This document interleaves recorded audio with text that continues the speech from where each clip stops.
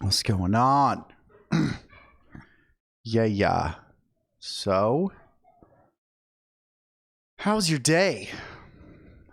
How's mine? It's been pretty good. I've been trying to do things that are gonna really move the needle. And I would say today I did a lot of just stuff that needed to get out of the way. Trying to set up a Go High Level account, start doing some drip marketing and getting prepared to potentially run some ads and see how that goes. Having my evening time Zevia with half and half, winding down a bit, but yeah, so I've got some avenues. I'm trying to do something every day, right, that's going to move the needle. I got these cold emails that I want to do, but now my email addresses have to warm up, right? So there's another thing. And I kind of get stuck in these things a little bit, but a little bit of patience is probably not a bad thing. So I should have a funnel set up for leads, start spending some money on some ads. I think one of the lessons I'm kind of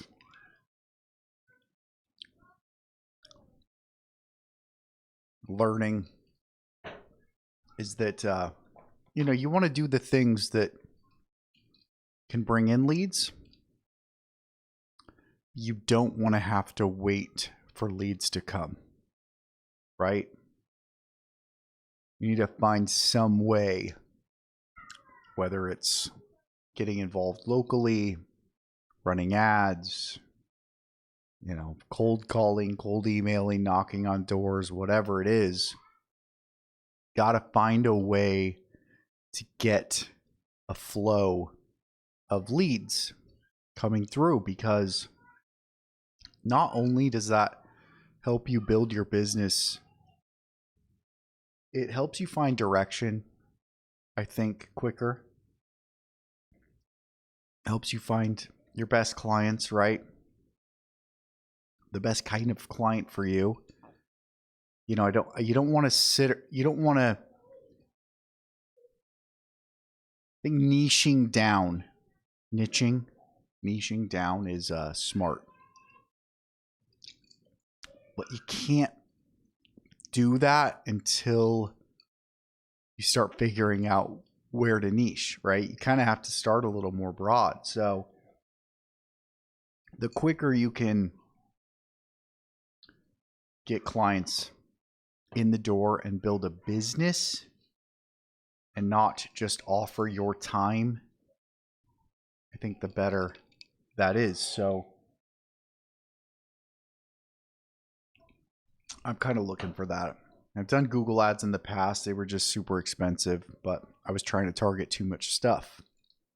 So I've kind of been using my SEO and trying some different things that, have been okay, but frankly not amazing. But now I've just kind of realized that's what I'm doing here. That's why I'm doing this video this way now, kind of changing my approach, is that I got to do something every day to be focused on getting money in the door. And it's so easy to veer off of that. Work on a website, set up a Zapier account, write a bunch of emails, do a bunch of content, write a bunch of Twitter posts, whatever the heck it is. Heck, you can convince yourself those are the long way to success, and they might be, and they can be helpful, and they should be integrated. But that's not a guaranteed move the needle activity. So, what are you doing today that is a direct one-to-one moving the needle. And what are your ideas that you're having that you're putting aside? I firmly believe that the ideas you have will compound if you take care of the ones that you have right now. But when you have a good idea and you don't take action on it, it sits. So do you want that to sit with you for a day or a week or a month or a year? Because it's going to be there or it's going to go away and you're just going to lose your ability to get more ideas. So you take that idea and you take action on it, and then you get another idea and you take action on it. You get another idea, you take action on it. You just keep doing that because you don't know what's going to work. I think that's a big failure as humans, is that we think we can plan how things are going to work out pretty well, but we can't. And I'm not saying that you should go start a SaaS company tomorrow if you have the idea, but if you think you have a good idea, what's the next step, right? So whether it's SaaS or marketing or plumbing or whatever, what's the idea? What do you do? And take it a step down the road. But you're going to run into a wall. And then you have to get over that wall. Nothing's ever just going to go. So how do you know if an idea is a good idea? Well, you test it a little bit and then you keep testing it and it keeps coming back with some decent results and you keep moving forward on it.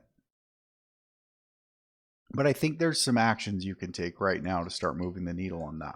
But for me, I'm trying to move the needle forward in a specific direction. I think that's also a good point, is that you want to try to move the needle, keep in a direction, right? If you're going to start a plumbing company or a marketing or an SEO or a Google Ads company, don't keep vacillating between a bunch of different things. Try to keep your ideas in a fashion that helps you build that thing, because you want to be able to scale. So like I'm doing this directory. That's been a good idea, right? I want to see where that goes. It's helpful for my business generally. That's the same with like YouTube videos and Twitter marketing, right? I'm trying to stay in the lane of SEO. I've made my way to SEO through doing a lot more than just SEO, but now I'm trying to niche down a little bit. And maybe I'll end up just doing SEO for a certain type or I guess I am local SEO, but like maybe I'll just be doing roofers only by the end of all this. Who knows? I'm kind of open to that, but niching down's the way to go, but not too quickly. So I want to talk, I think I've said that. So look, today, to move the needle forward, I am setting up some landing pages and a Go High Level account that will help me convert traffic into scheduled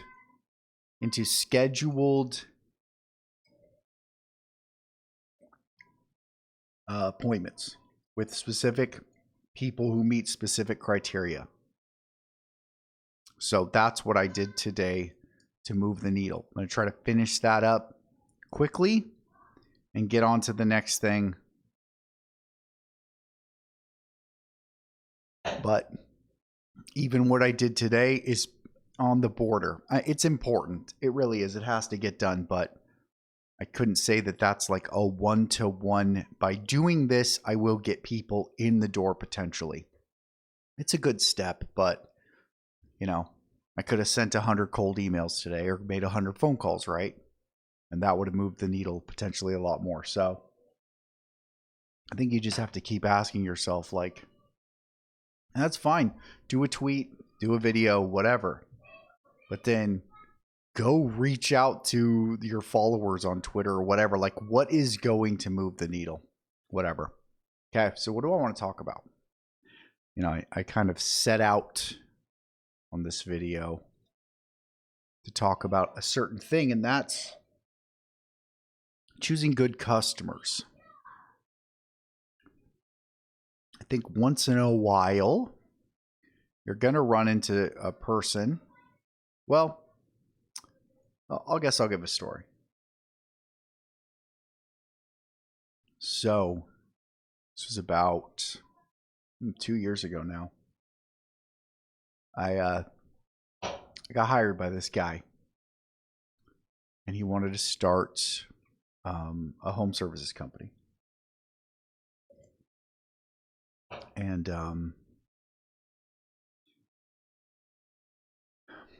so we basically, I was charging him, I think, like $500 a month, maybe $1,000, and we built him like a $2,500 website. I probably paid $1,000, $750 to $1,000 out of my pocket to get this guy the website, because the idea was, look, I'm going to do this upfront work. I'll make my money back on the other side of it, right? Well, so after doing all of this, it turns out they were struggling to get their Google business profile up because he had 1,000 businesses at his building already. So his assistant was like running around trying to get this business profile verified, and I'm telling him what to do. And I can tell he's getting like mad at me for it not working. And it was just kind of the way he was talking to me was like, dude, you're going to continue to always be more of a problem and never be appreciative of anything that's been done.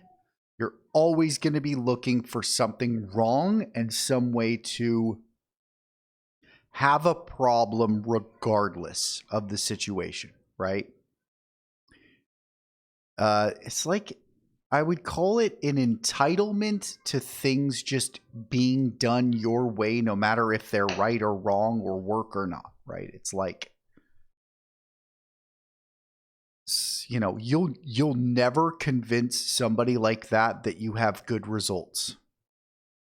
There's always going to be something wrong. It's not going to, they're never going to be grateful, right? I think I want to do a really good job. I want to do a really good job for people. I am kind of obsessed with it, and it scares me to do a bad job.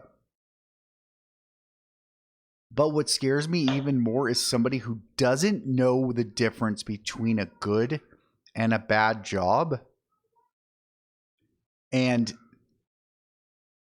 is going to put any kind of failure on me regardless, or probably they just put every failure on everyone else regardless. And typically these are the kind of people I would say that can't get out of their own way to let the business be successful. So after he was just like pissed at me and hounding me and acting like, how dumb am I to not be getting this done correctly for them? Like, this should be so easy. I can't. And me and his assistant, the girl I was working with that was at his office doing this stuff, was the one he was talking to as well. And I was in my head like, dude, she has a job with this guy. I feel so bad for this girl who's just stuck here with this guy, like, doing whatever he says to get the paycheck, right? And like just putting up with this harassment basically. And I felt bad for her, but I don't even know what I said to him. I actually can pull this up. Let me see if I can find my sent messages to this guy. What did he say?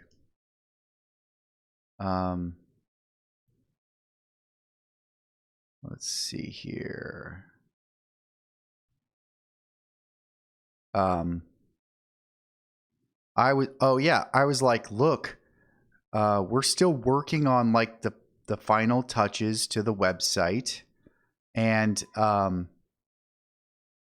that's going to take a few more weeks, right? And like, we don't need the Google Business Profile up instantly in order to do that, right? Like, I have other things that we need to do. We need to, get the citations up, right, and start building more pages on the site, right? Like, we built like the design of the site, but there was a ton of pages that still needed to go up. So I was like, look, I have plenty of work. It's going to take a few weeks to get the business profile up, right? So, oh, dude, this is bringing back so many memories. Holy crap. Wow, this was in 2020. Yeah, okay, 2024, 2023. So yeah, like I remember we went through a whole thing with logos with him. Like he had the ugliest designs. He like ended up going with some logo out of like from a Fiverr. It's just like awful. But I was like, yeah, so like, look, we got time here. It's fine. Like I can keep moving forward on this, right? And he was like, he had just charged him like the second charge. And he was like, okay, then he said, I don't want to move forward with any additional marketing until the Google Business Profile is resolved. And I said, okay, I'll cancel further billing until that's done. And he said, this is so disappointing. We're entering the season without a website, a Google, or an SEO. And and now I'm going to have to pivot. It's just funny, right? It's like these people, they don't understand the difference between things. That's part of the issue. I don't like that. I do not like when customers don't have any inclination of what it is, what you do, and how it works. And people love taking these clients. They take just any client they can get. I get that. But dude, he doesn't know what SEO is. He doesn't know what the website really, like how it works, how things work. I already know that after we get the Google Business Profile and the website set up right at this point, he's going to be like, why am I not getting 1,000 leads? Like, where's the leads? I thought you were doing SEO. Like, no idea of how the process works, right? Like, so it's just like you're always going to lose because they have all these expectations that they have any idea of how these things work. They don't know what works, right? And they're just, it's always going to be a lose. You're not doing enough. And he like, this guy like wanted to basically for us to be able to be bossed around. He was looking for people that were going to say okay and take all this blame and all of his anger and frustration about his own life on to us. People who do not want to learn about it, they're going to act like they know things that they don't know, and that's just how they are. So I gave him his money back and I told him, all right, let us know if you need some help after you get the Google Business Profile finished. We'd love to talk to you further. Okay, cool. All right, I shouldn't be so worried about my kid running in here, huh? Like, don't come in here. He's already in. Yeah, so that's a really interesting story. I find these people to be, it's always the same kind of authoritative person that also, they're not unsuccessful in some ways. I find this type of person to be decently successful, but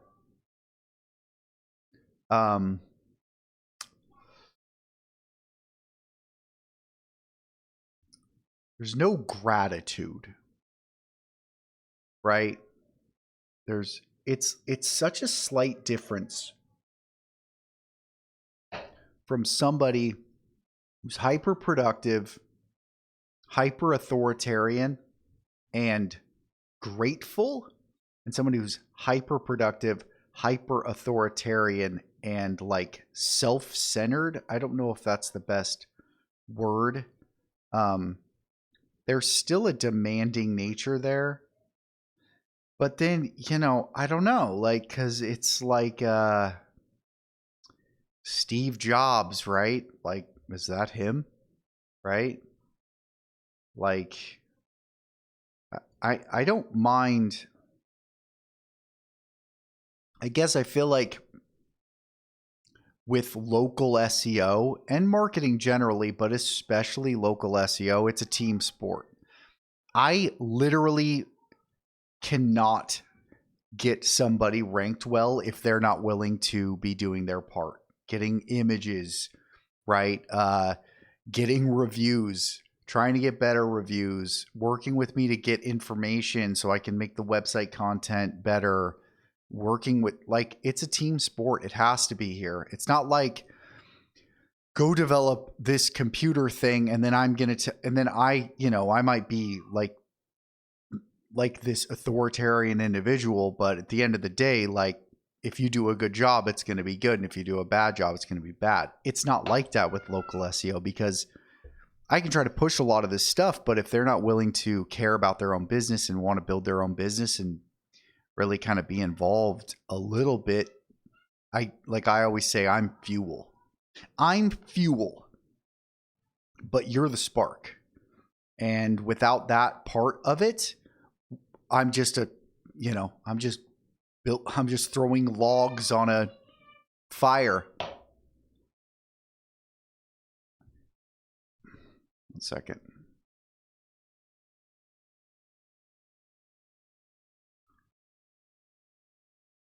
So I think it's an interesting distinction. It's not that I don't want to help those people. I don't.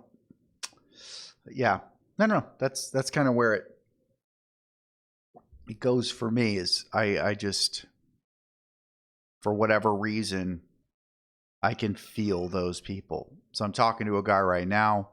I can feel that. And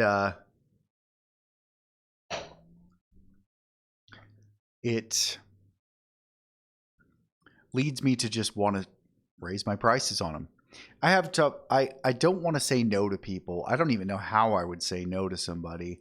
But I find, where is that level, especially if I'm going to offer 90 days, right? If I'm going to offer you 90 days for free,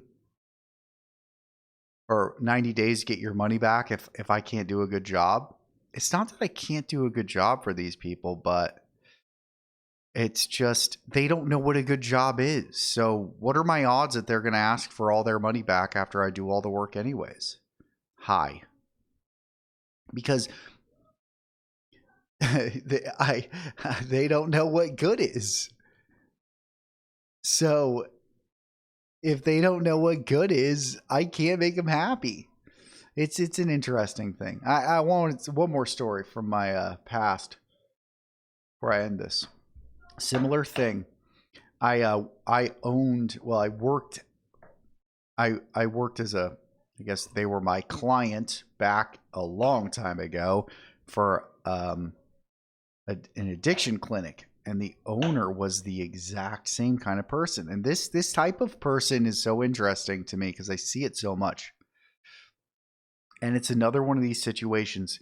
He had to be involved in the business. He had to be.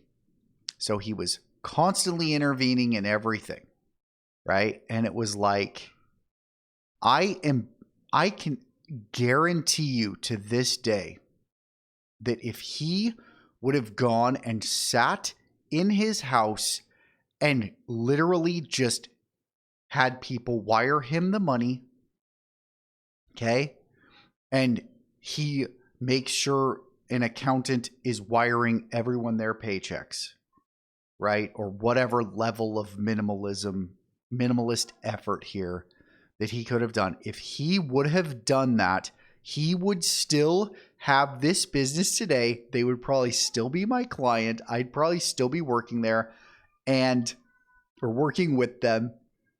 And he would have made 10, 20, 30, 50 million dollars by now in this business if he had just left it alone. But he had to be involved in everything, every single little tiny thing.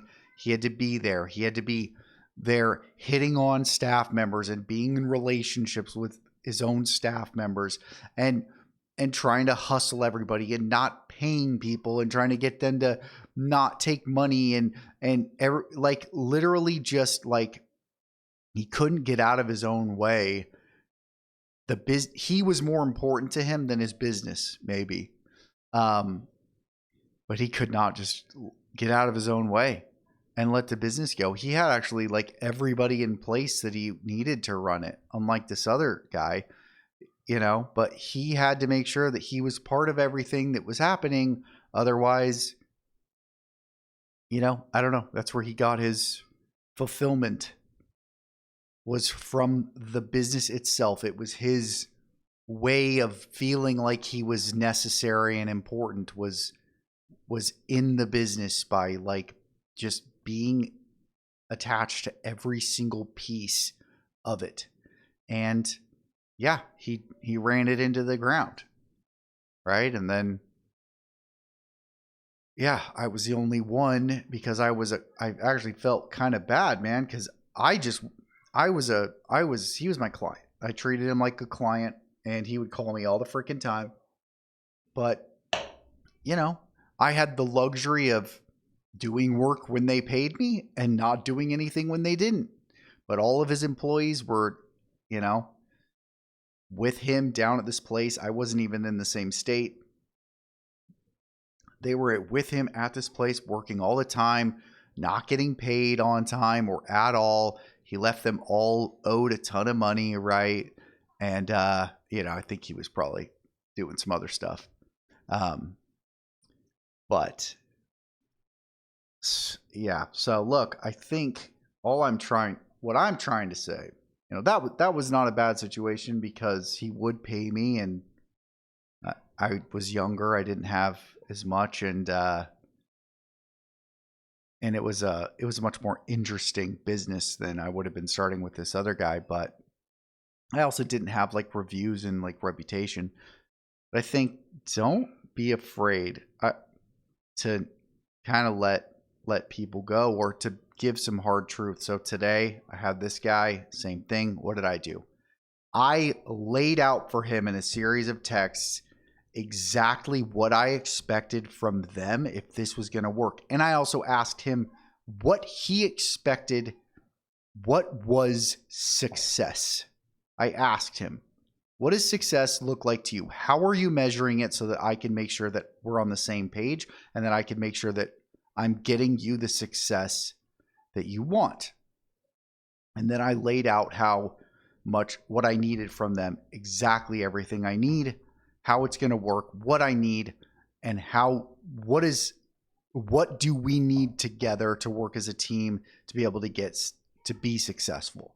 And we'll see if, my thought is he's going to come back in, 4 to 7 days. He'll be back talking to me again. Cause the funny part about his situation is I know the solution. He knows I'm the right guy. He doesn't want to spend the money and he doesn't know what success looks like, but he knows that I'm right. And I think it's like grilling him inside that he knows that and that he can't like go around me easily. Like he can't, like what I gave him and what I proposed to him and all of the solutions I gave him, there's just no way. He knows I'm right, but he just doesn't understand how any of this works at all. But he's untrusting. Maybe that's a better way to put it. Uneducated and untrusting.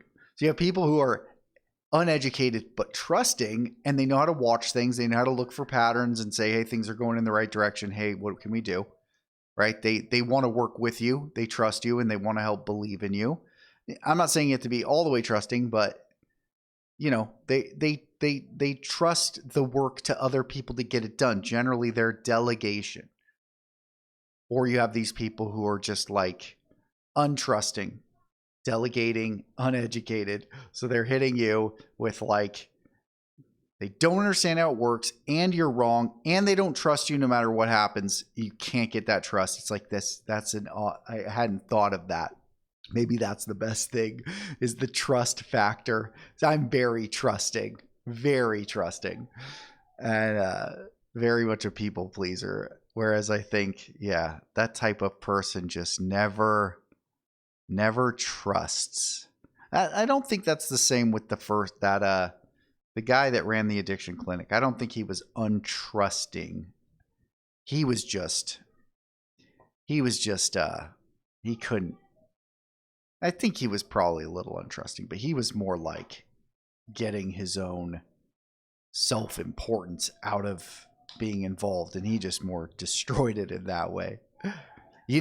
Whenever there's addiction involved, you never realize the motivations until you realize that, and then everything else is like, oh, okay, they actually only want one thing out of life right now. They have an addiction, and everything goes out the window when you have that. Like, nothing is sensible except for through that lens. Now nothing else, now everything makes sense through that lens because it's everything. That becomes everything to them. So that maybe isn't the same type of story, but I think let your bad customers go.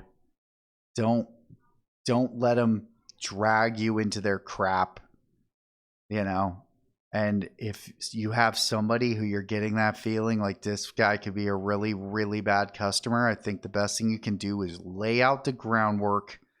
Let them know exactly, or figure out exactly what they think success is and how they're going to measure it, and exactly what you need. Give them exactly what you need from them to be successful. So there is no gray area about whether you did a good job or not, because you will die in the gray area.